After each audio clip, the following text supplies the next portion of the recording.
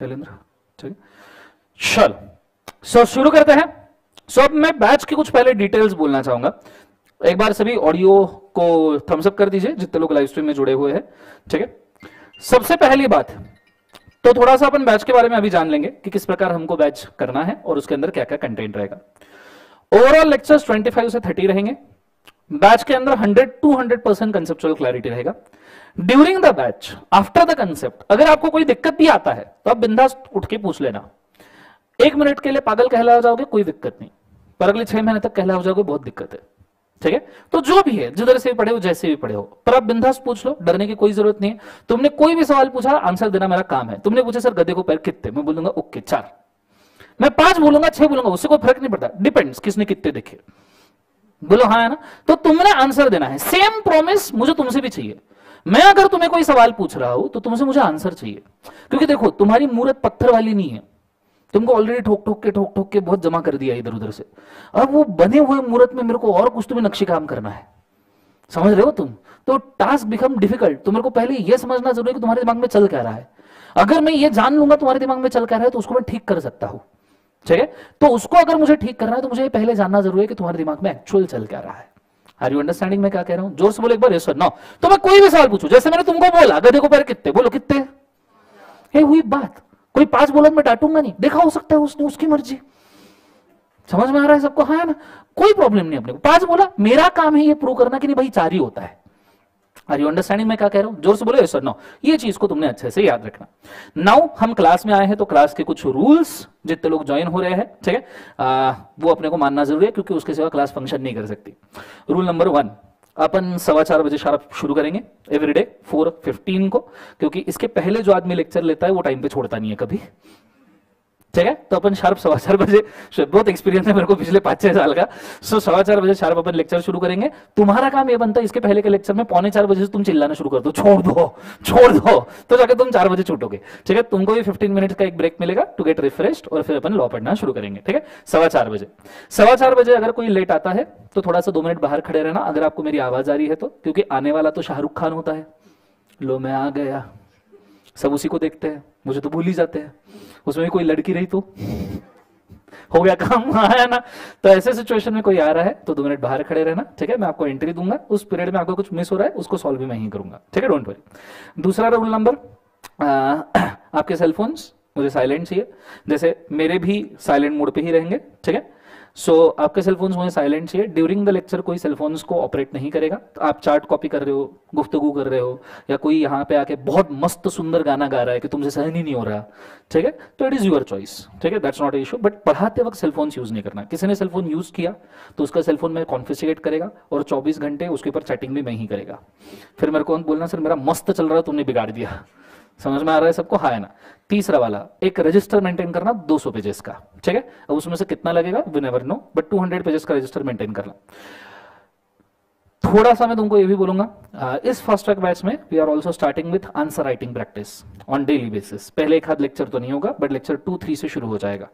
तो उसके लिए अगर आप सेपरेट रजिस्टर मेंटेन कर सकते हो तो that will be better. Already हमने 6-7 टेस्ट बना के रखे हैं, ठीक है। जैसे चैप्टर खत्म होगा मैं आपको टेस्ट दे दूंगा। As it is a fast track batch, मैं क्लास के अंदर कंडक्ट करवा सकता हूं, आई एम नॉट श्योर, पर अगर आप घर पे दे सकते हो तो अच्छा है, वो भी उसी रजिस्टर में देना, ठीक है। तो आपका एक सेपरेट रजिस्टर 200 पेजेस का अगर रहेगा, जिसके अंदर आपके 100-150 सवाल अगर सॉल्व होंगे विथ टेस्ट सीरीज इंक्लूडिंग, तो आपको खुद को उसको देख के कॉन्फिडेंस आएगा कि नहीं मैंने मेहनत किया है। दैट व्हाट इज रिक्वायर्ड, ठीक है। रेगुलर बैच में this time we have reached to 150-200 questions, ठीक है। क्लास के अंदर ही 150 से 200 सवाल विथ टेस्ट सीरीज सॉल्व कर लिए थे, तो वो तो बच्चों को दिक्कत रहता ही नहीं है। तुम भी अगर एज अ फास्ट ट्रैक 100 सवाल या 150 सवाल विथ टेस्ट सीरीज सॉल्व कर सकते हो तो गंगा नहा लिए। 30 दिन में इससे ज्यादा भगवान से नहीं मिल सकते। कंसेप्ट समझ में आया सबको? हाँ ना। तो एक सेपरेट रजिस्टर उसका और एक सेपरेट रजिस्टर इसका, 2 रजिस्टर में अपना काम हो जाना चाहिए। मैक्सिमम चार्ट्स तुम्हारे बुक में है, बुक्स पूरे 4 कलर है। क्वेश्चनर बुक तुमको सेपरेट मिलेगा। क्वेश्चनर बुक में 500 से 600 सवाल है। प्रिंसिपल नंबर 1 में आज ही मेंशन कर दूं, अगर तुमको एग्जामिशन लाना है तो मैं आज आपको बोलना चाहूंगा, अगर तुमको एग्जामिशन लाना है तो एक सिंगल टेक्निक तुमने याद रखना, जिसने अपना क्वेश्चन पूरा एक बार हाथ के नीचे से सॉल्व किया। अब तुम्हारे पास समय है नहीं है, that is a different matter, पर जिसने अपना क्वेश्चन पूरा एक बार हाथ के नीचे से सॉल्व किया उसके 70 मार्क्स के पेपर देखा हुआ आएगा, ठीक है। इंस्टीट्यूट के पास कोई नया कंटेंट नहीं है, लॉ एक ही है, 148 सेक्शन से अदर लॉ में 4 ही एक्ट है। इंस्टीट्यूट कुछ नया नहीं पूछने वाला। तो अगर तुमने मेरा क्वेश्चन एक बार सॉल्व कर लिया, 70 मार्क्स का पेपर देखा हुआ आएगा। अब एग्जिस्टिंग किसी भी स्टूडेंट से पूछ सकते हो, they will give you the same reviews. ठीक है, पूरा क्लास एक ही चीज के ऊपर चल रहा है। पूरा क्लास मैं तुम्हें कितना अच्छे से पढ़ाऊंगा, कंसेप्चुअल क्लैरिटी क्या दूंगा, और बदले में तुम मुझे कितना आंसर राइटिंग दोगे। ये डील अगर अपना फिक्स हो जाए, तुम्हारे सब्जेक्ट की जिम्मेदारी मेरी। डे 1 जितना मैं बोल रहा हूं उतना करोगे, तुम्हारे सब्जेक्ट की जिम्मेदारी मेरी। 1-2 सवाल क्लास में सॉल्व करेंगे, मैं तुमको 4 से 5 सवाल होमवर्क दूंगा अपने क्वेश्चनर के जाने का, सॉल्व करने का। घर जाने के बाद में तुमको 1-1.5 घंटा लॉ के लिए देना पड़ेगा, इसीलिए तुम फास्ट ट्रैक ज्वाइन किए हो। मेरे पास जादू की छड़ी नहीं है। डे 1 पे मैं मेंशन कर दूं, मेरे पास जादू की छड़ी नहीं है। It is a mutual work, smart work. If you properly do it तो अपना रिजल्ट अच्छा आ सकता है। इतना तो मेरा चॉइस रहेगा कि at the end of batch तुम्हारी सिचुएशन ऐसा रहे कि कुछ हो ना हो, ग्रुप 1 में एक सब्जेक्ट तुम्हारा ये रहना चाहिए लॉ, कि जिसके ऊपर तुम्हें कॉन्फिडेंस है। तुमको ऐसा लगना चाहिए कि नहीं सर ये सब्जेक्ट तो मेरा टेंशन नहीं है, बाकी अब मैं देखता। That is what is my target is. समझ में आ रहा है सबको? हाँ, जोर से बोले एक बार यस सर ना। सो दूसरा तीसरा वाला रूल हो गया आपका रजिस्टर मेंटेन करने का। ठीक है, चौथा, माना थ्योरी सब्जेक्ट है, सोने में दूंगा नहीं। ठीक है, बिल्कुल कोई नहीं सोएगा, मैं सो बात अलग है, पर तुम में से किसी को अलाउड नहीं है। ठीक है, कोई यहां पे नहीं सोएगा। ठीक है, पूरे इंटरएक्टिव सेशंस होने चाहिए, कुछ भी पूछा सवाल जवाब चलता रहना चाहिए। ठीक है, कोई नहीं सोएगा। हाँ, बैच का स्पीड नॉर्मली रेगुलर में मैं स्लो रखता हूं, यहां मीडियम रहेगा। That is what is required. नहीं तो 30 दिन में अपने उधर 75 लेक्चर्स होते हैं। We are crunching 75 lecture into 25 to 30। That is a task. अब वो हमारे वर्किंग के ऊपर डिपेंड है कैसे करते हैं, दैट वी विल डू। पर आपका काम ये बनता है आप कंसिस्टेंटली इंटरएक्टिव रहो। ठीक है, this is what is required. ठीक है, चलो, सो इतनी चीजों का आपने याद रखना है। बैच के साथ में हम शुरू करते हैं। ठीक है, अब आप आए हो बहुत सारी जगह से पढ़ के, बहुत सारे लोग मेरा डेमोज भी देख के आए होंगे। ठीक है, बट सबसे पहली चीज, सबसे बेसिक, मैं शुरू करता हूं हमेशा इसी क्वेश्चन के साथ में। ठीक है, और इसी क्वेश्चन के साथ शुरुआत की जा सकती है, क्योंकि ये सेशन आज का जो है इसके ऊपर तुम्हारे अगले 30 दिन चलेंगे।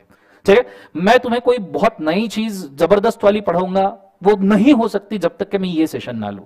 और आज का सेशन अपना एक ही क्वेश्चन के ऊपर डिपेंड है, what do you exactly mean by law. Law मतलब क्या, लॉ क्यों होता है, क्या जरूरत आन पड़ी कि सीए फाउंडेशन में 5 लॉस तुमको पेलने के बावजूद भी उनका मन नहीं भरा और इंटर में उन्होंने पूरा 100 मार्क का सब्जेक्ट ठोक दिया। वहां 60 मार्क का था, बात बन रही थी। कम्युनिकेशन में एक्टिव पैसिव वॉइस में 20-30 निकाल लेते थे अपन। हाँ या ना बोलो, यस सर नो। यहाँ 100 मार्क्स का आ गया। अच्छा, उसमें अदर लॉ में वो जनरल क्लॉजेस एक्ट में क्या लिखा है वो तो मेरे को आज तक समझ में नहीं आया सर। मैंने देखा तो मेरे को जेंडर का डेफिनेशन दिखाई दिया उसके अंदर। बोलो हाँ या ना। डिस्टेंस टाइम का डेफिनेशन दिखाई दिया। सर ये कैसा सब्जेक्ट है? बोलो हाँ या ना। तो ये अगर समझना है तो पहला सवाल है, what do exactly mean by law. Anyone? जवाब तुमको देना, मैं आगे बढ़ूंगा, मैं बैठ जाऊंगा इधर। 30 के 60 लेक्चर मेरे को चलता, तुमको चलता होगा तो बैठो शांति से। बोलो what do exactly mean by law. Rules. Okay, भाई बोल रहा है rules. Law is rules. Anyone more? बोलो इरशाद। राइट प्रोसेस, किसी चीज को अचीव करने का right process. Okay fine. Anyone more? बोलो बोलो, खैर तुम्हारे मूर्ति को तहस नहस किए बगैर कुछ नहीं बन सकता यहां पे। ठीक है, बोलो पूरा कुछ भी बोलो। मैं तुमको लॉ पूछा, तुम लव बोल दो, कोई प्रॉब्लम नहीं अपने को जीवन, तुम बोलो पर। हाँ, yes, what is law? Rules and regulation governing a set of activity. जैसे income tax act income tax को गवर्न करता है, कंपनीज एक्ट कंपनी लॉ को गवर्न करता है। Right? Okay, I will rephrase my question. ठीक, थोड़ा सा रिफ्रेश करता हूं सो दैट तुम थोड़ा बेटर समझ पाओ। When I ask you what do you exactly mean by law, I don't mean to ask you what is a treatment. I don't mean to ask you what is a symptom. I am asking you what is a disease. मुझे रोग बताओ जिसके वजह से law आया है। जैसे मेरे भाई ने बोला रूल्स इज अ लॉ, थोड़ा सोचिएगा, इजी है। रूल ये डिसीज है या रूल्स ये ट्रीटमेंट है? भाई ने बोला set of rules to govern a specific thing, तो ये डिसीज है या ये ट्रीटमेंट है? तुम्हें जब बुखार होता है, अभी आया था ना कोविड, तो कोविड इज अ डिसीज। जिसके ऊपर डॉक्टर ने रूल लगाया सुबह शाम दिन रात खाना नाश्ता ब्रेकफास्ट दोनों 650। बोलो हाँ है ना? नो, सुबह रात दिन रात, वो प्रिस्क्रिप्शन जो दिया दैट इज अ लॉ, वो रूल है, क्योंकि तुम्हारे set of specific rules to govern your corona, that prescription becomes law. बोलो हाँ है ना? I am asking you what is a disease? Corona क्या है? मत पूछो सर, 2 साल चले गए। Okay, what is a disease? क्यों लॉ? क्यों? क्या जरूरत पड़ी? अच्छे रह रहे थे जीवन में, खेती वेती कर रहे थे, खाना वाना खा रहे थे, उधर प्राणी वाड़ी मिले 2-4 मार के वो भी खा लिए, जिंदगी अच्छी चल रही थी, क्यों लॉ चाहिए? यस, प्रॉब्लम फेस हुए इस वजह से लॉ बना। ओके, प्रॉब्लम्स फेस हुए, लेट्स डिग डीप। प्रॉब्लम आए तो क्या होता है? तुम लाइफ में जब प्रॉब्लम फेस करते हो तो क्या लगता है, क्या होता है लाइफ में? प्रॉब्लम एकदम ऊंच नीच चलते रहता है, मेंटल पीस डैमेज हो जाता है, समझो ब्रेकअप हो गया, समझो तुम्हारा जीवन में ऐसा होना। मैं तो ब्लेसिंग देता हूं, जीवन में एक बार ब्रेकअप होना चाहिए। आदमी ऐसे 2 महीने में सयाना बन जाता है ना एकदम, कि मतलब वो लर्निंग तुमको सीए में भी नहीं आएगा भाई 5 साल पढ़ के। सो समझो ब्रेकअप हो गया, तो तुम्हें हुआ क्या बेसिकली? ठीक है, जिसका हुआ वो गाली मत देना मन में मेरे को, ठीक है? सो ब्रेकअप हुआ तो एक्चुअली सिचुएशन क्या है? तो तुम कोई प्रॉब्लम फेस कर रहे हो, तुम कोई प्रॉब्लम से गुजर रहे हो, वो प्रॉब्लम तुम्हें डैमेज कर रहा है, वो प्रॉब्लम तुम्हें क्या कर रहा है? डैमेज। लॉ का सबसे बेसिक, सबसे बुलंद, सबसे इंपॉर्टेंट, सबसे काम की चीज, लॉ का बेसिक अंडरस्टैंडिंग होता है डैमेजेस को अवॉइड करना। कि भैया कोई चीज हो रही है, ब्रेकअप हो रहा है, समझो इंडिया में 140 करोड़ की जनता है, उसमें से लेट्स से 80 करोड़ यूथ है, 70-80 करोड़ यूथ है। लेट्स इमेजिन 80 करोड़ लोगों के एक साथ ब्रेकअप हो गए, 80 करोड़ लोगों के, उसमें 80 के एक साथ हो गए, मतलब 40 कपल्स के ब्रेकअप हुए, डिपेंडिंग ऑन हर एक का किस किस के साथ रिलेशन है, तो 40 मिनिमम होंगे। तो अगर 80 करोड़ लोग एक साथ ब्रेकअप हुए, उसमें से बहुत सारों ने सुसाइड कर दिया। गवर्नमेंट मोदी जी को कल लगा कि बाप रे मेरा यूथ तो स्पॉइल हो रहा है, आधे ब्रेकअप वाले सुसाइड कर रहे हैं, आधे ड्रग में चले जा रहे हैं, आधे पी पा के देवदास बने बैठे हैं, दूसरे उसके घर के सामने चक्करे मार रहे हैं। बोलो हाँ है ना? तो मोदी जी को लगा this needs to stop, otherwise youth will go have a, India में काम कौन करेगा अगर यूथ ये करेगा तो? बोलो हाँ है ना? तो मोदी जी ने लॉ लाया मित्रों, आज रात 12 बजे से कोई भी आदमी ने प्यार करना बंद। इसके लिए मस्त ड्राफ्ट लगाया गया कि कोई लड़का लड़की से नहीं मिल सकता 18 साल के पहले, इंटरनेट पे जाके चैट भी नहीं कर सकता, वहां जाके वीडियो नहीं सॉरी मतलब ऐसा लॉ बनाया मोदी जी ने। अब ये क्यों बना? क्योंकि भाई साहब यूथ को डैमेज हो रहा था, यूथ को प्रॉब्लम हो रहा था, वो सफर कर रहे थे, उससे देश को प्रॉब्लम हो रहा था, देश को डैमेज हो रहा था, देश सफर कर रहा था। And that is why there is law कि प्यार नहीं करने का। कंसेप्ट समझ में है? So this is the basic understanding. तुम किसी भी चीज में ये चीज लगाओ, दुनिया का कोई भी लॉ उठा लो, दुनिया, I am not just speaking about India, you take any goddamn law of world, उसका एक सिंपल बेसिक रहेगा, डैमेज से रोकना। That is the only thing you can expect from law. Otherwise law की जरूरत ही नहीं है। तुम्हारे घर वालों ने भी जब तुमको डिसिप्लिन लगाया होगा ना, तुमने कुछ तो भी काड़ी की होगी तभी लगाया होगा। घर वालों ने तुमको, जब तुम एक रात मम्मी आज पार्टी करने जाओ, तुम पार्टी करने निकल लिए, रात को 1 बजे तक वापिस ही नहीं आए, जब तुमको रात को 1 बजे नशे में दूध देखा घर वालों ने कि कहां से आया होगा ये, तब घर वालों ने बोला कि 9 बजे के पहले तुम्हारे को घर पे चाहिए। क्यों आया? क्योंकि उनको दिख रहा था कि भाई साहब डैमेज हुआ है और इससे उनको भी डैमेज हो सकता है। बोलो हाँ है ना? जोर से बोलो, then there comes a law. This is a very simple basic. Are you understanding मैं क्या कह रहा हूं? जोर से बोले एक बार, यस सर, नो। तो ये चीज को याद रखना। रजिस्टर लाए हैं सबने, लिखो पहला। अच्छा, एक सेपरेट रजिस्टर मेंटेन करो, हाँ अच्छे से। चलिए,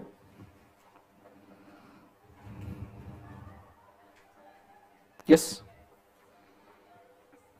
एसी बंद करना है, ठंड लग रहा है, ठीक है, 2 मिनट देना मेरे को सिर्फ। ओके, सो सबसे पहला सेंटेंस लिखना, क्वेश्चन लिखना, what is law. Live stream में सबको समझ में आ रहा है? कृपया एक बार कंफर्म कीजिएगा गाइस। लाइव स्ट्रीम में सबको आइडिया आ रहा है? ये सीएमए वालों के लिए भी लेक्चर एप्लीकेबल है बेटा। सवाल है व्हाट इज लॉ, ठीक है, उसके अंदर लिखना law basically means Law basically means the terms and conditions.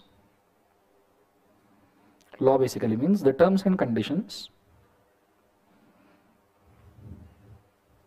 applied to the group of people. Law basically means the terms and conditions applied to group of people so as to avoid damage to them, so as to avoid damage to them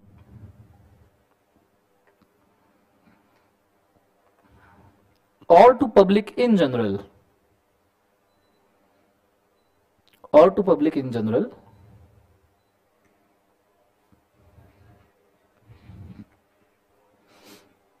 is called as law.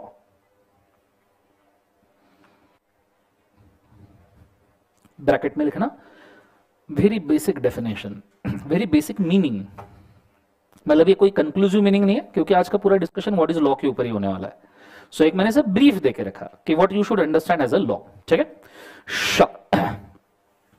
यहां तक idea clear है मैं क्या कह रहा हूं. Okay, अब हम थोड़ा सा सिलेबस पे जाते हैं बिकॉज हमने लॉ देखा क्या है, अब हम जानते हैं कि हमको कितने लॉस पढ़ने हैं. सिलेबस सबको पता है, as you're in fast track batch उतना तो मैं एटलीस्ट एक्सपेक्ट कर सकता हूं. बोलो हाँ है ना. Okay, so tell me syllabus में क्या क्या है. हमें सबसे पहले कितने मार्क्स का पेपर है? 100 मार्क्स कन्फर्म. ओके, अपनी सहूलियत से नहीं है, ठीक है. 100 मार्क्स का पेपर है और 100 मार्क्स में से 60 मार्क्स किसको है? कॉर्पोरेट लॉ को, एंड बचे हुए 40 मार्क्स अदर लॉज को. अदर लॉज में कितने टॉपिक है? 4. ठीक है, डे 1 मैं सिर्फ इतना नहीं चाहता कि तुम्हें सिलेबस बताऊं, but at the same time मैं ये भी चाहता हूं कि जब मैं बोल रहा हूं तो आपका प्रिपरेशन स्ट्रेटेजी भी यहीं पे क्लियर हो जाए. ठीक, सो बहुत अच्छे से ध्यान देना. ये चीज का मैं एक छोटा सा चार्ट आपको बना के देना चाहूंगा so you will understand it better. ठीक है, आर यू रेडी गाइस?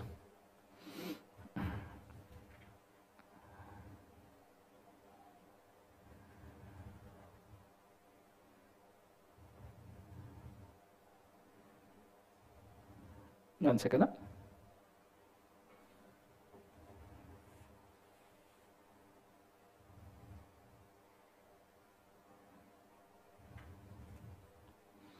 तो बहुत अच्छे से ध्यान दीजिएगा और मैं जो बोल रहा हूं वो चीज आपके बहुत काम में आनी चाहिए. ठीक है, मैं नॉर्मली रेगुलर बैच में पहले ही सेशन में ये चीजें नहीं बोलता बिकॉज रेगुलर बैच के स्टूडेंट्स का मेंटालिटी होता है कि उनको सबसे पहले बेसिक्स अंडरस्टैंडिंग की जरूरत है. But you are already set with some terms, so इस सेशन को मैं थोड़ा सा 5वें 6वें सेशन से पहले खींच रहा हूं. सो you will get an understanding तुम्हें प्रिपेयर किस लेवल पे करना है. ठीक है, सो अगर मैं बात करूं तो हमारे सिलेबस की, हाँ एक और बात, मेरी स्पेलिंग एकदम खतरनाक है. तुमने यूएस इंग्लिश सुना है? यूएस इंग्लिश सुना है ना, United state English. UK English सुना होगा. जैसे यूएस इंग्लिश होता है, यूके इंग्लिश होता है, वैसे डीके इंग्लिश होता है. दर्शन खरे, ठीक है. मेरे स्पेलिंग एकदम मस्त है, मतलब तुम मेरे को कोई भी चीज बोलो मैं उसका नया स्पेलिंग बना के दे सकता हूं अर्जेंटली. ठीक है, तो मेरे स्पेलिंग के ऊपर बिल्कुल मत जाना, उतने तुमको आते हैं मेरे को मालूम है. मैं मेरे सीए फाइनल के एग्जाम के वक्त 1 महीना पहले सिर्फ स्पेलिंग लर्न कर रहा था, पढ़ाई मेरी हो गई थी. समझ में आ रहा है सबको? हाँ है ना. फिर भी मेरे को याद नहीं हुए. ठीक है, सो मैं खुद भी लिखूं तो मान लेने का है कि ये सही एकदम 100% सही है, तुमको जो झेपता है उसके हिसाब से लिखने का. ठीक है, ये क्यों बोला? क्योंकि मेरे को सिलेबस का स्पेलिंग याद नहीं आ रहा, इसलिए. आई गेस यही होना चाहिए.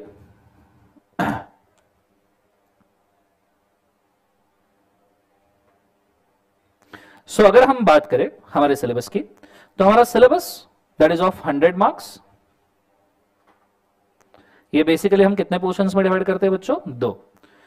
लिखना नहीं है अभी, मेरा पूरा लिखना होने के बाद मैं आपको समय दूंगा. ठीक है, पहले प्रॉपर्ली अंडरस्टैंड कर लो वेयर वी आर गोइंग. ठीक है, क्योंकि मैं जब चार्ट वगैरह नॉर्मली कॉपी करता हूं तो इट इज क्वाइट दैट कि बाद में मैं उसमें से कुछ चीजें मिटाता हूं, कुछ जमा करता हूं आपके अंडरस्टैंडिंग के हिसाब से. तो जस्ट वेट फॉर इट.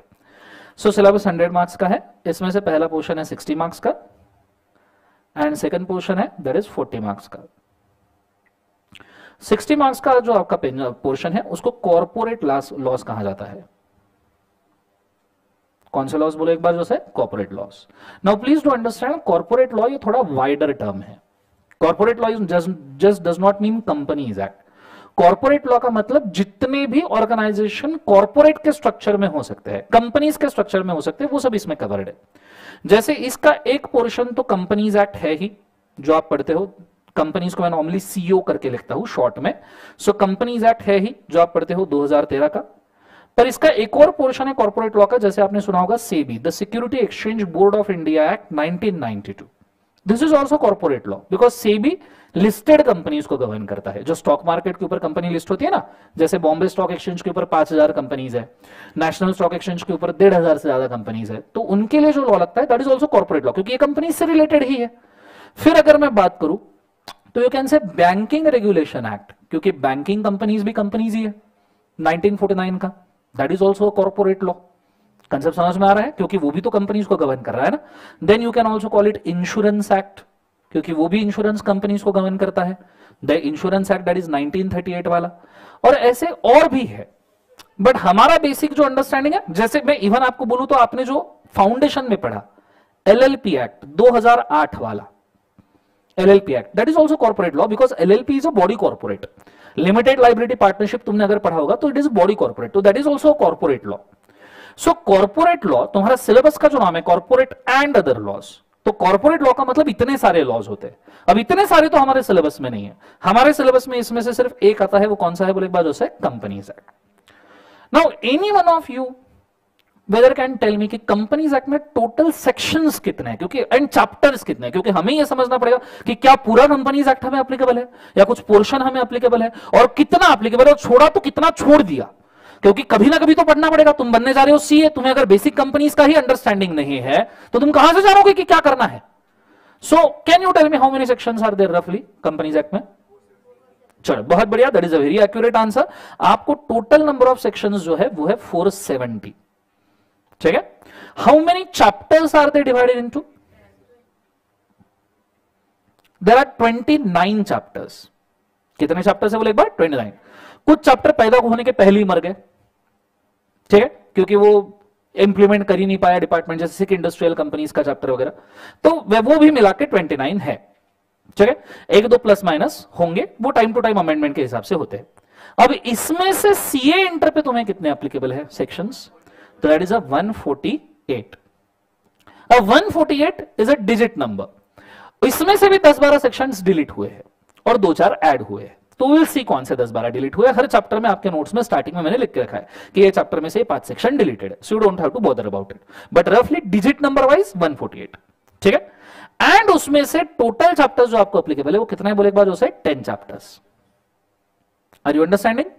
इसका मतलब यह होता है कि भाई साहब still there is a portion of near to 320 sections other than this 148 जो आपको पढ़ाया जा सकता है, ठीक है। अब कब तो पढ़ाया जा सकता था? सीए फाइनल पे। अब सीए फाइनल में ही लॉ नहीं है, तो माइट भी तुम्हारी ही एक ऐसी बैच रहेगी, तुम्हारी और नवंबर 23 वाली, तुम ही एक ऐसे पर्सन रहोगे जिन्होंने कंपनीज एक्ट के सिर्फ 148 सेक्शंस पढ़े होंगे, तो तुमको बचे हुए 320 सेक्शंस माइट भी तुम पढ़ोगे ही नहीं, क्योंकि तुमने अगर मई 23 में एग्जाम क्रैक कर लिया, जब तुम फाइनल पे जाओगे तो फाइनल में कंपनीज एक्ट है ही नहीं, तो तुम तो 320 सेक्शन पढ़ ही नहीं रहे हो ना बचे हुए, फिर तो तुम्हारा वो तो लॉस हो गया। सर लॉस छोड़ो, नहीं पढ़ना है मजा आ गया सर, ये खुशखबरी अभी दे दी तुमने। तो बच्चा ऐसा नहीं है, कंपनीज एक्ट तुम्हारा कोर एरिया है, ठीक है। यू नीड, कब ऐसे नहीं पर कैसे ना कैसे तो पढ़ना ही पड़ेगा। आर्टिकलशिप में पढ़ना पड़ेगा, आर्टिकलशिप के बाद पढ़ना पड़ेगा, जॉब करते वक्त पढ़ना पड़ेगा, बिकॉज इसको पढ़े बगैर ऑप्शन नहीं है जीवन में, ठीक है। अभी वो ये सोच रहे हैं कि भैया पूरा कंपनीज एक्ट पूरे 470 सेक्शन उठा के सीए इंटर पे डाल दे, क्योंकि फाइनल में उनको नहीं रखना है। इसका मतलब क्या है? ये एग्जाम में पास होने का है बाकी कोई मतलब नहीं, क्योंकि ये एग्जाम में पास होना बहुत जरूरी है, नहीं तो 470 झेलने पड़ेंगे। आइडिया क्लियर है?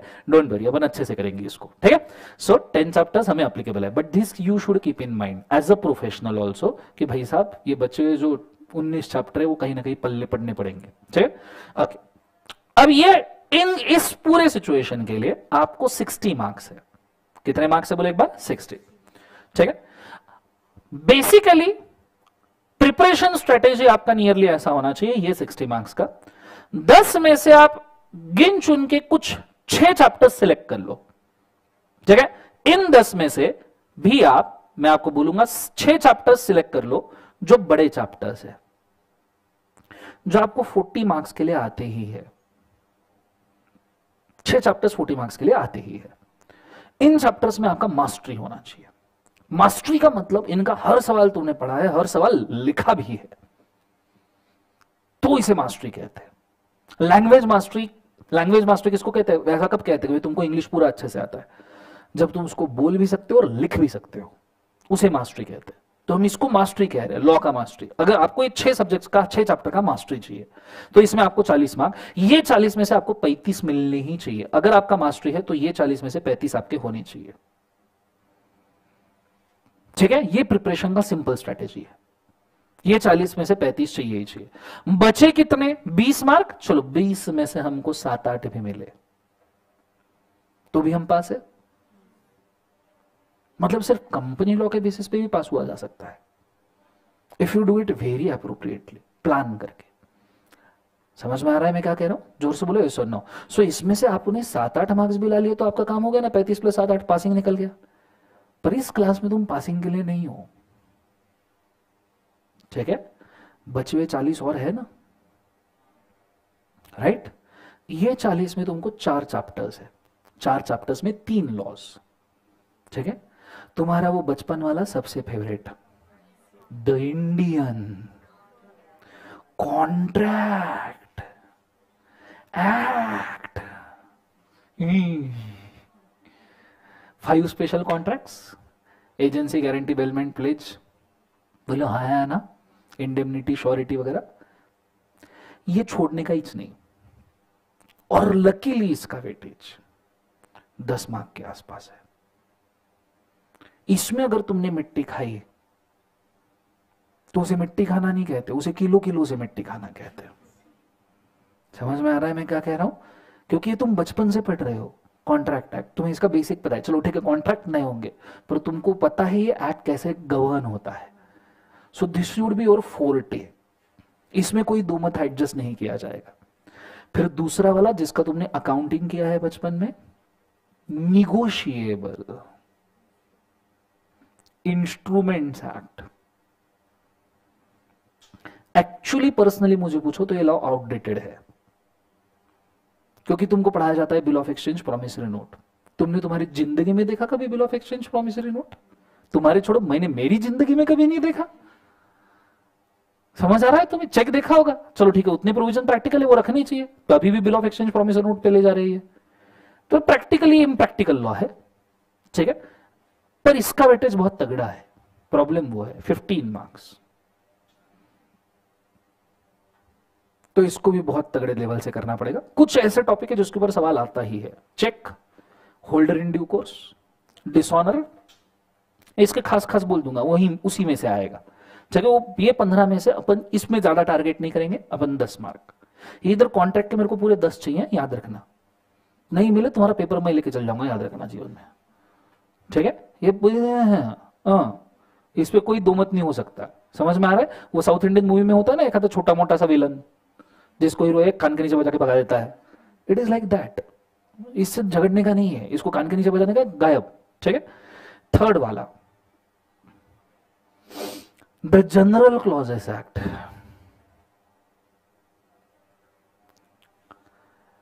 फर्स्ट डे पे ऐसा बोलना नहीं चाहिए, पर ये क्यों है अपने सिलेबस में?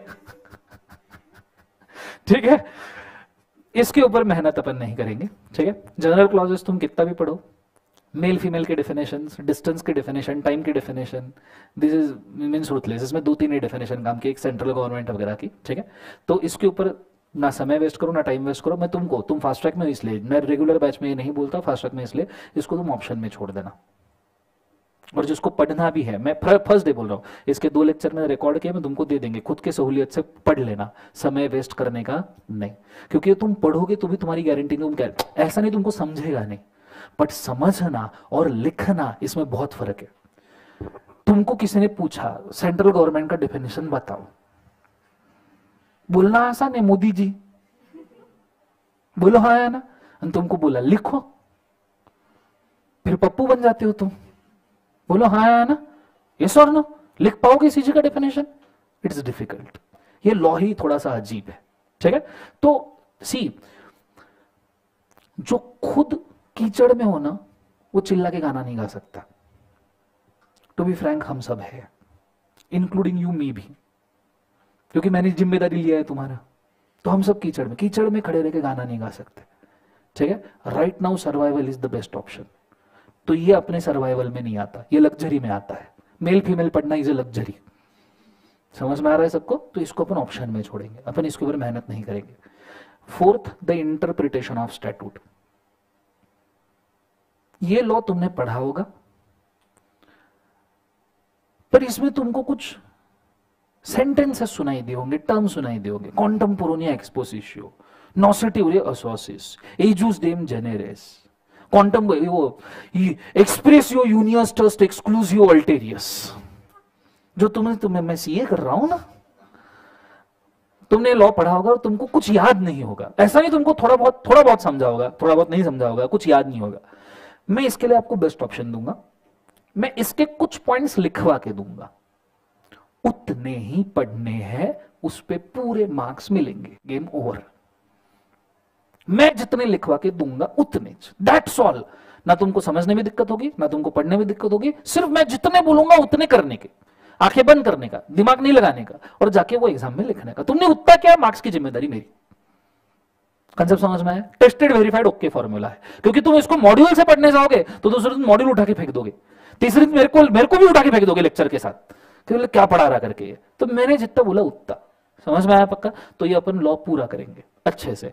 तुम्हारा लग अच्छा रहा, 8 से 12 मार्क का नियरली इस लॉ का वेटेज है, और इसमें पूरे आ सकते हैं तुम। सरप्राइजिंगली मैं तुम्हें बोलना चाहूंगा, this is the only one law out of और 4 जिसके ऊपर 100 आउट ऑफ 100 मार्क्स मिल सकते हैं। इंटरप्रिटेशन, क्योंकि ये लॉ नहीं है, interpretation of statute is a topic, ठीक है, जिसके पॉइंट डिफाइंड है, ठीक है। बचे हुए 3 तो लॉज है जिसमें वेरिएबिलिटी आ सकती है, इंटरप्रिटेशन आ सकती है, इसमें कुछ नहीं। टॉपिक का नाम ही इंटरप्रिटेशन है, समझ में आया? तो देयर इज नो वेरिएबिलिटी। तो तुम जितना पढ़ा उतना लिख लिया, बात खत्म हो गई। जब समझ में आया मैं क्या कह रहा हूं? If you do like this, अगर तुमने यहां पे 40 मार्क निकाले कंपनीज एक्ट में, जो हमको करने ही है, तो यहां 40 में से तुमको सिर्फ 20 चाहिए एग्जामिशन के लिए। ये एक स्ट्रेटेजी है कि कंपनीज एक्ट के 6 चैप्टर्स, अदर लॉ के 3 चैप्टर्स, 7 चैप्टर्स में गेम ओवर। फटे की बात है, इससे अच्छा डील कौन देगा तुमको? 7 चैप्टर में गेम ओवर, अच्छी बात है। एक और स्ट्रेटेजी है, अदर लॉ पूरा घोट डालो, इंक्लूडिंग जनरल क्लॉजेस एक्ट, जो मैं प्रेफर नहीं करता, ठीक है, क्योंकि तुम जनरल क्लॉजेस कर लो के भी कोई फायदा नहीं है, सच उतने ही मार्क मिलेंगे, गारंटी नहीं। अदर लॉ पूरा 40 मार्क का घोट डालो, उसमें से 35 आने चाहिए। कंपनीज एक्ट तुमको बैठे बैठे 15 तो दे ही देगा, 60 में से 15 नहीं आएंगे, एग्रीगेट तो निकल ही गया। ये दूसरा स्ट्रेटेजी है, बट दूसरा स्ट्रेटेजी रिस्की है। स्ट्रेटेजी 1, कंपनीज एक्ट के 6 चैप्टर, अदर लॉ के 3 चैप्टर्स, 7 चैप्टर्स में game over. Are you understanding this very clearly? ये 7 चैप्टर में मुझे कोई दिक्कत नहीं चाहिए, मैं डे 1 तुम्हें बोल रहा हूं। ये 7 तुमने कर लिए, एग्जामिनेशन पहुंचने के बहुत अच्छे चांसेस है, बहुत अच्छे। मैं पासिंग की बात ही नहीं कर रहा, ठीक है। Shoot for the moon, land up in the stars, simple as that. Idea clear है मैं क्या कह रहा हूं? जोर से बोले sir. No, so this you should know. ये लिखना चाहोगे? लिख लो थोड़ा सा, ठीक है। दिस यू शुड नो कि तुम किस डायरेक्शन में जा रहे हो, हाथ के नीचे से एक बार जाएगा तो थोड़ा फोकस भी बनेगा। Go for it. जिनको लाइव स्ट्रीम में दिक्कत है वो कृपया सवाल पूछ सकते हैं, प्लीज मुझे बताइए, मैं आपके सवाल सॉल्व कर दूंगा। लाइव स्ट्रीम में हाय,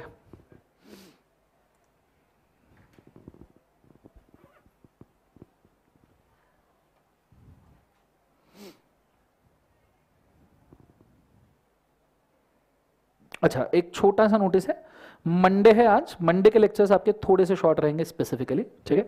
आज का लेक्चर जैसे आपका 5:30 तक ही रहेगा, सिर्फ मंडे का। रीजन ये है कि मंडे को we have some process at our home, पूजा वगैरह रहता है 6 बजे, so I have to rush on the Mondays only, ठीक है। बाकी टाइम आपका उल्टा एक्स्ट्रा ले लिया जाएगा, ठीक है।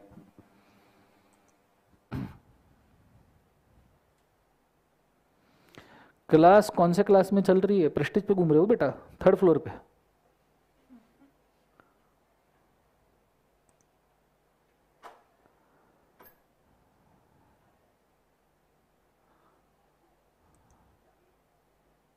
आ जाओ बेटा, अंदर आ जाओ।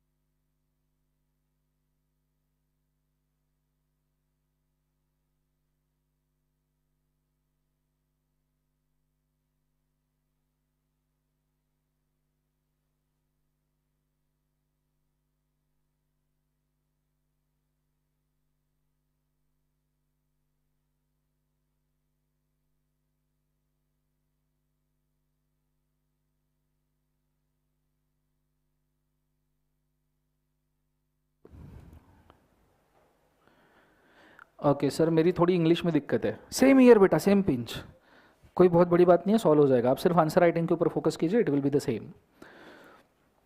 Duration of batch is 25 to 30 lectures, 2 hours each.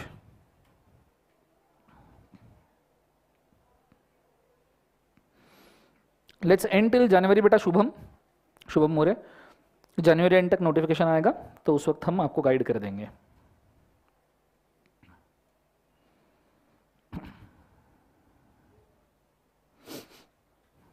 लिख लिया सबने? चल डन।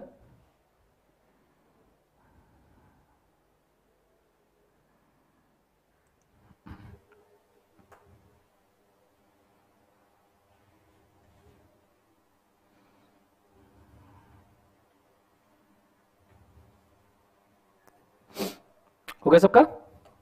चलो वेरी गुड, आगे बढ़ूं मैं पक्का? Everybody done? Okay, now please focus, ध्यान दीजिएगा बहुत अच्छे तरीके से। अब ये तो मैंने आपको मेंशन कर दिया, आपका बेसिक स्ट्रेटेजी क्या होना चाहिए, किस प्रकार हमको आगे बढ़ना है एक्सेट्रा, ठीक है। नाउ व्हाट इज लॉ हमारा हो गया, हमारा सिलेबस क्या है ये हो गया। Now we will move towards कि बेसिकली हमको लॉ का कंटेंट आज क्या क्या देखना है, ठीक है। Now I will jump on very simple thing. बाकी सब तो चीजें ठीक है, बट आज मैं आपको पूछना चाहूंगा एक बहुत काम की चीज जो आपको पता होनी चाहिए, और वो ये है कि इंडिया में लॉ किस प्रकार पास किया जाता है। डू यू नो इंडिया में लॉ कैसे पास होता है? Anyone? Sir parliament. Yes good, और draft is made, then it's passed in the parliament, right? Okay. How many types of categories of laws are there in India? कभी ये entertain किया है सवाल, कितने कैटेगरीज के लॉ इंडिया में होते हैं? अच्छा एक मस्त सवाल पूछता हूं, कौन सा कोर्स कर रहे हैं अपन? सीए कर रहे हैं, राइट? जो लोग सीए में भी कर रहे होंगे कुछ, बट फिलहाल सीए इसलिए क्योंकि it's relevant. Institute of chartered accountants of India act year है 1949। एवरीवन नोज दिस, 1949 ईयर है। हमें इंडिपेंडेंस कब मिला? 1947, 15 अगस्त। तो हम 26 जनवरी क्यों मनाते हैं? क्योंकि उस दिन कॉन्स्टिट्यूशन आया। 26 जनवरी कॉन्स्टिट्यूशन आया ना, डॉक्टर बाबा साहेब आंबेडकर जी ने लिखा, फिर हमने इंप्लीमेंट किया। वो कौन से साल आया कॉन्स्टिट्यूशन? 1950। कब आया सब जन बोलो? 1950। इसलिए 26 जनवरी अपन मनाते हैं क्योंकि उस दिन हमारा कॉन्स्टिट्यूशन, लीगली हम इंडिया कॉल किए गए। बिकॉज बिना कॉन्स्टिट्यूशन का कैसे कॉल किए जाएंगे ना, सो लीगली हम इंडिया बने 26 जनवरी को, legally law wise. Fine, independence 47 में मिल गया था। कॉन्स्टिट्यूशन आएगा तो पार्लियामेंट होगा, कॉन्स्टिट्यूशन आएगा तो पार्लियामेंट होगा ना, बोलो हाँ है ना। कॉन्स्टिट्यूशन 50 में आया तो पार्लियामेंट 50 के बाद आया होगा, और लॉ पार्लियामेंट पास करता है। तो सी एक्ट किसने पास किया? 1949 में। हाय सर कौन सा कोर्स कर रहे हैं हम, बहुत देर होगी क्या जीवन में? बात सही है, कॉन्स्टिट्यूशन 50 में आया तो पार्लियामेंट उसके बाद आया, पार्लियामेंट ही लॉ बना सकता है, तो 49 में लॉ कैसे आया? अच्छा सिर्फ सीए एक्ट नहीं, बैंकिंग रेगुलेशन एक्ट का ईयर भी 1949 है। वो किसने बनाया? सर अंग्रेज बना के गए होंगे, वो 47 में चले गए, उसी को इंडिपेंडेंस कहते हैं। So who made the CA act? Sir ये तो हमारे क्या आइडेंटिटी के ऊपर सवाल हो गया है। चलो इसलिए प्रोसेस बहुत जरूरी है, कितने कैटेगरीज के लॉ है, कहां से निकलते हैं, कैसे पढ़ते हैं, everything you should no. CA बनने जा रहे हो, कल जाके किसी ने पूछ लिया क्या बोलोगे, तेरा लॉ कब बना बता भाई। Right, so that's why basic, ठीक है। Now we will go through very basics, very basic understanding. ये चीज तुम्हें समझ में आनी चाहिए, ठीक है। नहीं पढ़ी इसके पहले कोई दिक्कत नहीं, ठीक है, that's not at all a problem, but ये चीज अपने को आना ही चाहिए। सो मैंने कुछ चार्ट्स प्री ड्रॉ करके रखे हैं so as to save the time. मैं उन चार्ट्स के थ्रू जाना चाहूंगा, आ जाइए।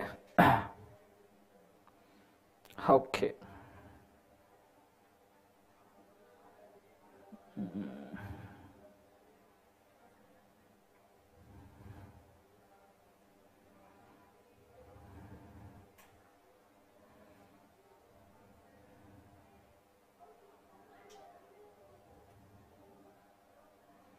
इस कंपनी लॉ, मुझे 1 मिनट देना सिर्फ जुड़ने के लिए।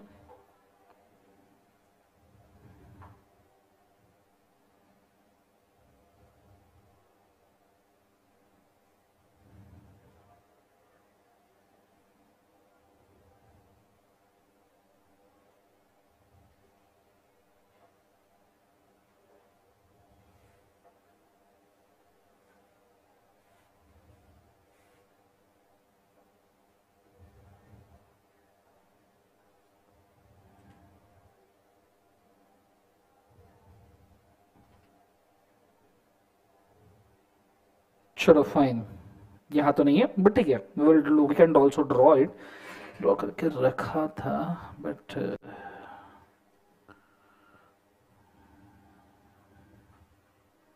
चलो fine, let's draw it itself, ठीक है, टेंशन ही नहीं रहेगा। सो सबसे पहले तो आपको यह समझ में आना चाहिए कि इंडिया में लॉ कैसे बनते हैं, उसके लिए कितने कैटेगरीज के लॉ है, बहुत अच्छे से ध्यान देना, ठीक है। This is totally content oriented, बहुत काम की चीजें पता चलेगी। अगर आपको यह समझना है कि what is a process to pass the law,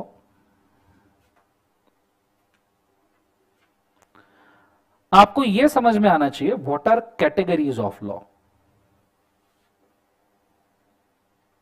और अगर आपको यह समझना है कि what are categories of law, you should understand who have a power to pass the law, क्योंकि जो पास करेगा वही तो कैटेगरीज डिवाइड करेगा। So who has a power to pass the law, ये तीनों सवाल एक दूसरे से जुड़े हैं, you can not separate them. हाँ, you can not separate them, तुमको तीनों सवाल एक साथ ही एंटरटेन करने पड़ेंगे। A process to pass the law, categories of law and who have power to pass the law, ठीक है। तो बहुत अच्छे से ध्यान देना। अगर इन तीनों का आंसर आपको चाहिए तो मैं मेंशन करना चाहूंगा, इंडिया में इंडिया का जो अपेक्स लॉ माना जाता है that is constitution of India. The constitution of India have 444 articles. लिखना होल्ड कीजिएगा, मैं आपको समय दूंगा। How many articles are there? सब जन बोलो कितने आर्टिकल्स है? 444। Now what is article? Article mean sections. जैसे हमारे लॉ में सेक्शंस होते हैं, जैसे कंपनीज एक्ट के सेक्शंस को सेक्शन भी नहीं कहा जाता, उनको क्लॉजेस कहा जाता है। तो these are just nomenclature, article, sections, clauses, these are just nomenclature for numberings, ठीक है, कि 444 नंबर है वो आर्टिकल कह लेते हैं। So Constitution of India have 444 articles, and to tell you, Constitution of India is the biggest constitutions among all the constitutions of every country. तुम पूरे 195 कंट्रीज यूनाइटेड नेशंस के हिसाब से उठाओ, उसमें सबसे बड़ा कॉन्स्टिट्यूशन किसी देश का है तो वो इंडिया का है, because of democracy and because of diversification. इतनी ज्यादा डाइवर्सिटी है कि हमको लॉज उतने लेवल पे बड़े क्रिएट करने, जितनी ज्यादा डाइवर्सिटी उतने ज्यादा रूल्स, जितने ज्यादा रूल्स उतने ज्यादा आर्टिकल्स। सो 444 आर्टिकल्स जो कॉन्स्टिट्यूशन ऑफ इंडिया के है, उसमें से ये हमारा अपेक्स लॉ है, this is our base law, जो चीजें जनरेट, क्योंकि इसने इंडिया को इंडिया बनाया है। कॉन्स्टिट्यूशन ऑफ इंडिया ने इंडिया को लीगली इंडिया बनाया है। Are you understanding? नहीं तो इंडिया का वजूद नहीं है। सो कॉन्स्टिट्यूशन ऑफ इंडिया के 444 आर्टिकल्स में से 2 आर्टिकल्स एम्पावर करते हैं law banana. So, article number 245 says that the Parliament of India, in case of central law, and the state legislature of India, क्या बोले एक बार जो से, state legislature of India, in case of state law, have the power to pass a law in respective areas. जैसे parliament of India ये central laws बनाएगा, income tax act, समझ में आ रहा है? Income tax is a central law, companies act is a central law, contract act वैसे तो अंग्रेजों ने बनाया, बट अगर बनाया जाता तो central law, general clause central law, negotiable instrument central law, ठीक है, फेमा सेंट्रल लॉ, जो पूरे देश को एक जैसा लग रहा है, तो पार्लियामेंट बनाएगा। और अगर कोई स्टेट लॉ है, स्टेट लॉ जैसे महाराष्ट्र में गुटखा बैन है, बोलो जुबा केसरी, दाने दाने में केसर का दम, बोलो हाँ है ना। सो स्टेट लॉ है, महाराष्ट्र में गुटखा बैन है, उस वजह से पूरे इंडिया में बैन है क्या? नहीं। गुजरात में लिकर बैन है, पूरे इंडिया में बैन है क्या? नहीं। बिहार में भी लिकर बैन है, यकीन नहीं होता पर है क्या? उसके वजह से पूरे इंडिया में बैन है क्या? नहीं। तो स्टेट लॉ हुआ, वो कौन सा लॉ हुआ? स्टेट। सो सेंट्रल लॉ बनाने का पावर किसके पास है? बोलो सब जन, किसके पास है? पार्लियामेंट। सब जन बोलो किसके पास है? पार्लियामेंट। और स्टेट लॉ बनाने का पावर किसके पास है? State legislature. ये इनको पावर दे दिया। फिर उन्होंने पूछा, पार्लियामेंट को बोला, कॉन्स्टिट्यूशन है कि भाई तथास्तु, आज से सब लॉस तू बनाएगा, आज से सब लॉ तू बना। इधर पार्लियामेंट में तो सब गधे घोड़े बैठे हैं ना, आधी पे लोग चौथी फेल, आधी लोग पांचवी फेल, कोई लोग बहुत एजुकेटेड है उनको तो बात ही नहीं करने देते। बोलो हाँ है ना, इनको झगड़े वगड़े हुए माइक वाइक फेंक के मारते, चेयर वेयर फेंक के मारते हैं, बोलो कई कई सारी चीजें होती है पार्लियामेंट। बोलो हाँ है ना, तो इनको ये गधों घोड़ों को तथास्तु, आज से तुम लॉ बनाओगे। ये बोले कौन सा लॉ, काय का लॉ, बताओ तो सही, लॉ काय पे बनाना है, हम तो अभी अभी इंडिपेंडेंट हुए हैं, अभी तो हमारा चौथी भी ठीक से नहीं निकला, तुम हमें लॉ बनाने के लिए बोल रहे हो, बताओ तो सही कौन से लॉ। तो फिर पार्लियामेंट बोले हे भगवान, किसके हाथ में देश दे दिया। तो बोले एक काम करते हैं, तो पार्लियामेंट ने उसके बाद में लगेज एक नया आर्टिकल लिखा 246, और उसमें बोला कि भाई साहब what are the categories of law which can be passed. तो पार्लियामेंट बोला तथास्तु, पार्लियामेंट को बोला तथास्तु, पार्लियामेंट अबे हमको मालूम ही नहीं काय के ऊपर लॉ बनाना है, हम हमारे घर में रूल नहीं बना सकते, बीवी मार रही है तब से, तुम बोल रहे हो देश के लिए बनाओ, तो कैसे बना, तुम बताओ कौन सी चीज के ऊपर लॉ बनाए। तो फिर 246 ने बोला कैटेगरीज ऑफ लॉ, कि भैया हम बताएंगे कौन से कैटेगरीज। तो फिर कैटेगरीज ऑफ लॉ 246 में बोले हैं, और 246 में कैटेगरीज ऑफ लॉ ने क्या बोला है कि हम कॉन्स्टिट्यूशन के शेड्यूल 7 में बताएंगे। कौन से शेड्यूल में, जोर से बोलो, शेड्यूल कौन सा, 7 में बताएंगे कि ये कैटेगरीज कैसे डिफाइंड है। तो पार्लियामेंट बोला शेड्यूल 7 में काय को क्या जरूरत है, शेड्यूल 7 में यही बोल दो। अबे बोले रुक जा, कितने सब्जेक्ट के ऊपर लॉ बनाने हैं, वो 100-200 के ऊपर है, कॉन्स्टिट्यूशन में 246 में सब्जेक्ट लिखेंगे तो कॉन्स्टिट्यूशन कहां लिखेंगे, वो तो जगह चली जाएगी ना पूरी। तो बोले हम एक शेड्यूल क्यों बनाते हैं, जब ओरिजिनल लॉ में आप कोई चीज लिखो उससे सिर्फ स्पेस कंज्यूम होगा, बहुत ज्यादा आउटपुट नहीं है, प्रोविजन नहीं है, लॉ नहीं है, वो सिर्फ लिस्ट है कि काय के ऊपर लॉ बना सकते हैं। अब लिस्ट का तुम लॉ में डालोगे नहीं, तो उसके लिए शेड्यूल, ठीक है। जैसे कंपनीज एक्ट का शेड्यूल 3 बैलेंस शीट P&L का फॉर्मेट जो तुम ड्रॉ करते हो, वो क्या उन्होंने कंपनीज एक्ट के अंदर ड्रॉ करके दिया है क्या, नहीं, वो कंपनीज एक्ट के शेड्यूल 3 में दिया है, 7 शेड्यूल्स में। तो शेड्यूल में क्या होता है, लिस्ट होती है, फॉर्मेट्स होते हैं, एडिशनल प्रोविजन होते हैं जिनको मेन लॉ में नहीं लिखा जा सकता। आर यू अंडरस्टैंडिंग मैं क्या कह रहा हूं। तो ये शेड्यूल कौन सा है, समझन बोलो एक बार, 7, जोर से बोलो कौन सा है, 7। और शेड्यूल 7 में भाई साहब इन्होंने कैटेगरीज ऑफ लॉ बोले 3, कैटेगरीज ऑफ लॉ बोले 3। सर आपने अभी बोला parliament, central law, state legislature, अब कैटेगरीज तुम 2 से 3 बढ़ गए 2 मिनट के अंदर। हाँ भाई, पहला इन्होंने कैटेगरी बोला, बोले सेंट्रल लॉ, दूसरा कैटेगरी भाई साहब बोला स्टेट लॉ, और बोले तीसरा एक मुबारक हो 2 पे 1 फ्री, कॉन्करेंट लॉ। कौन सा लॉ, कॉन्करेंट। सर इतनी जल्दी फ्री आ गए, तो सुनो अच्छे से। Example, central law income tax act 1961, central law companies act 2013, काफी एग्जाम्पल और दू, काफी सेंट्रल लॉ समझ में आ रहे, पूरे इंडिया को लगेगा, और एग्जाम्पल दू 2-3, foreign exchange management act FEMA, central law 1999, तुम्हारा निगोशिएबल इंस्ट्रूमेंट सेंट्रल लॉ, सब सेंट्रल लॉ मालूम है सबको। सर स्टेट लॉ, गुटखा,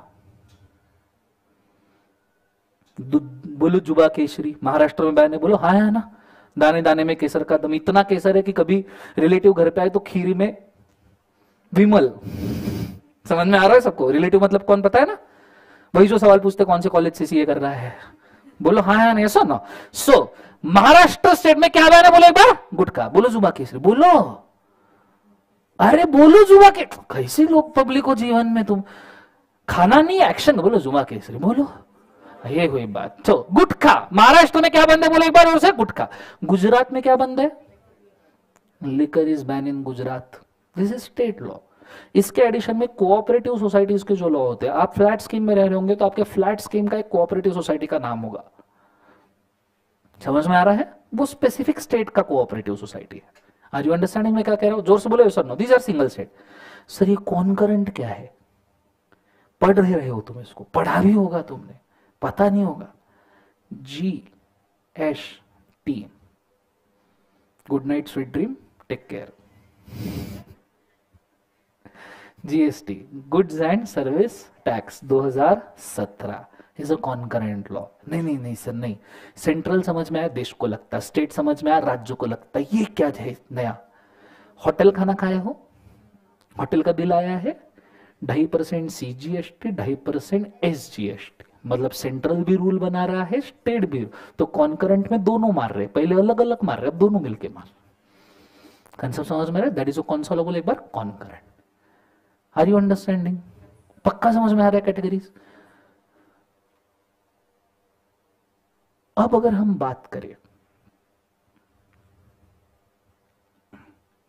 तो कहीं ना कहीं ये लिखा हुआ होना चाहिए। अरे बोलो ना हाँ या ना, तो देख ही लो। बैच फास्ट ट्रैक हुआ तो क्या हुआ, कंटेंट तो नॉर्मल रहेगा ना। So I will show you the list of the laws जो हम नॉर्मली कवर करते हैं, ठीक है। इसमें कहा गया व्हाट इज लॉ बेसिक्स, हाँ this is actual schedule 7 to constitution of India, ठीक है। शेड्यूल 7 टू क्या को बोले एक बार, कॉन्स्टिट्यूशन ऑफ इंडिया। उसके अंदर आप सबसे पहला लिस्ट देख रहे हो, कौन सा लिस्ट है, यूनियन लिस्ट। इसको सेंट्रल लॉ कहा जाता है। यूनियन लिस्ट मतलब कौन सा लिस्ट, सेंट्रल लॉ।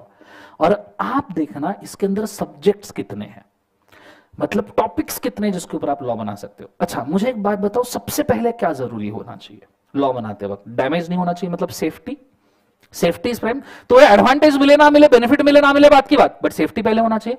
तो तुम स्टार्टिंग के लॉज के नाम पढ़ के देखो, defence, naval, deployment, delimitation, naval, armed, atomic energy, industries, central bureau, diplomat, councillor, united nation. देखो यहां तक के टॉपिक नंबर 12-13 तक के सिर्फ सेफ्टी वाले लॉस चल रहे हैं, सब डिफेंस वाले। अब वो बात करेंगे बेनिफिट की, मतलब आपको क्या क्या वो दे सकता है, गवर्नमेंट आपको क्या क्या दे सकता है। तो देखो फॉरेन जुरिस्डिक्शन से 16 से सिटीजनशिप आपको मिलता है, extradition, admission, pilgrimage, railways. Now railways is not a safety, railways is privilege. बोलो हाँ या ना। हाईवेज, शिपिंग, अभी हाईवेज बन रहे हैं तगड़े एकदम, गडकरी बोले सुनो, तो वो एडवांटेजेस की बात कर रहे हैं। So these are topics. और ये ऐसे टोटल मैं आपको बताऊं ना, तो ये सभी जितने आपके इवन इनकम टैक्स एक्ट, हर लॉ जो आप पढ़ने वाले हो या आपने पढ़ा हो या जो लॉ इंडिया में लिखा हुआ है वो इस लिस्ट में से आ रहा होगा।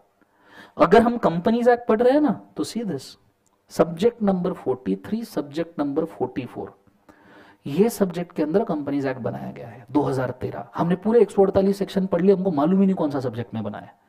सो this is entry number 43, 44 of the union list, जिसके अंदर कंपनीज एक्ट को पार्लियामेंट में बनाया है। This is union law. उसके अंदर लिखा है देखो, incorporation regulation winding up of the trading corporation including banking. इसलिए मैंने कॉर्पोरेट लॉ के डेफिनेशन के अंदर आपको बैंकिंग इंश्योरेंस भी बताया था, including banking, insurance, financial corporation, but not including cooperative societies. 44, incorporation, regulation, corporation, whether or not trading with the object confined to one state. Trading हो ना हो, profit making हो ना हो, Section 8 कंपनी, वो भी कवर किया गया है। So this is where your Companies Act is created.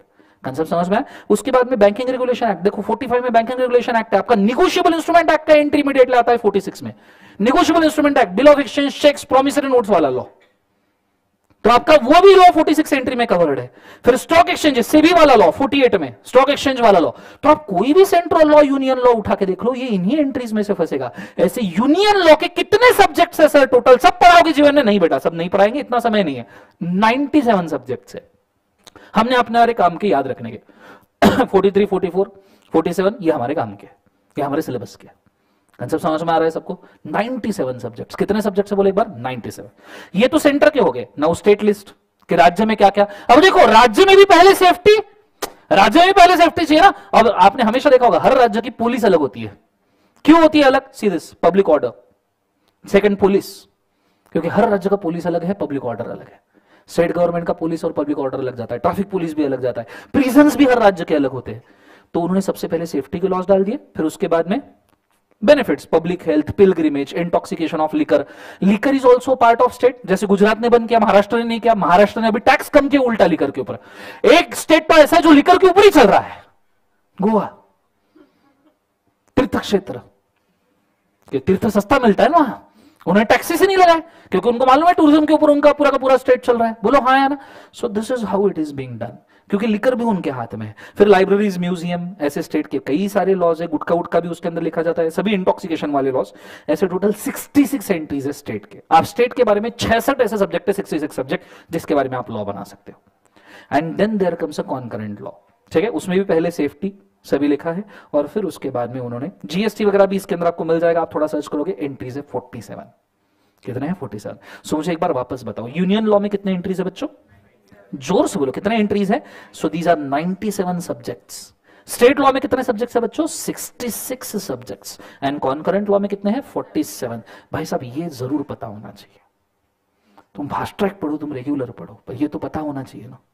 तुमको यही नहीं पता कि कहां से पास होगा तो क्या पढ़ाऊं मैं तुमको आगे। कंसेप्ट समझ में आ रहा है सबको, हाँ ना। दिस इज वेरी बेसिक, और ऐसा नहीं मन गढ़न लगाया अभी टीचर ने, ये है, इसी सिस्टम में तुमको काम करना है अगले 30 साल, ठीक है। तो दिस इज मस्ट। कंसेप्ट समझ में आ रहा है मैं क्या कह रहा हूं, जोर से बोलो एक बार, ये सुनो, आइडिया क्लियर है मैं क्या कह रहा हूं, इसको लिख लो, गो फॉर इट फास्ट।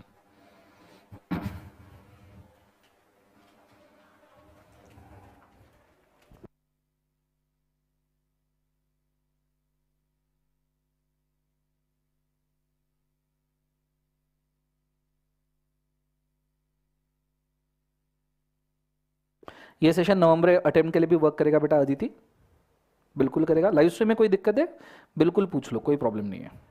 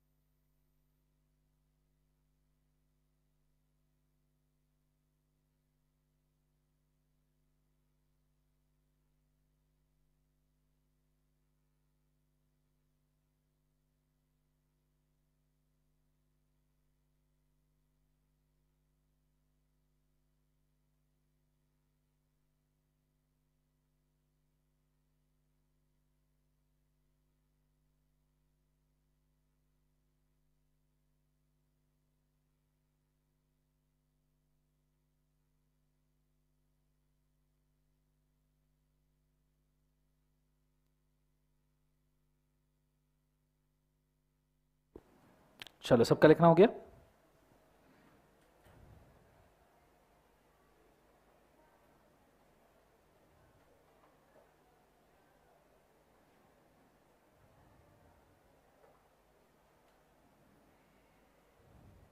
फिलहाल बेटा फास्ट ट्रैक ले लो वंशिका, आपका काम हो जाएगा।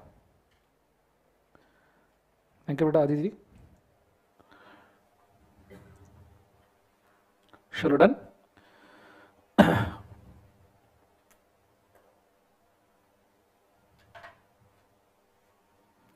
लिखना हो गया सबका, चलो बहुत बढ़िया। उसके नीचे नोट डालना।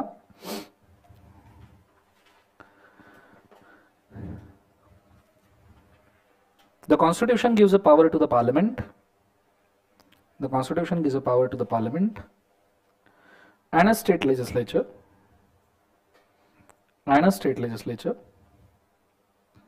to pass the laws in the India. To pass the laws in India.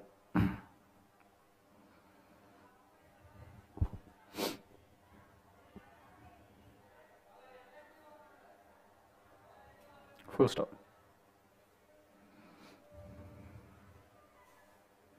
Every single law of the India,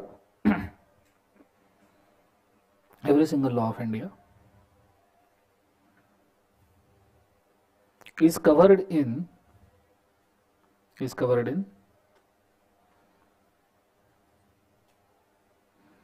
any one of above three categories. Any one of the above three categories.